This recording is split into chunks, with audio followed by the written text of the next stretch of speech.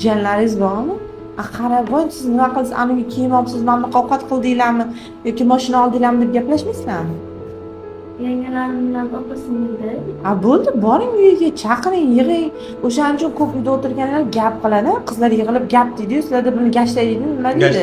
Gashtay deydi. Yoki tug'ilgan kunlar qilish kerak. Nimaga odamlar ko'proq yaxshi narsalarni qilishga harakat qiladi? Chunki hamma o'zi problema qilib yotibdi. O'shandan chalg'ib, zavqlanish uchun.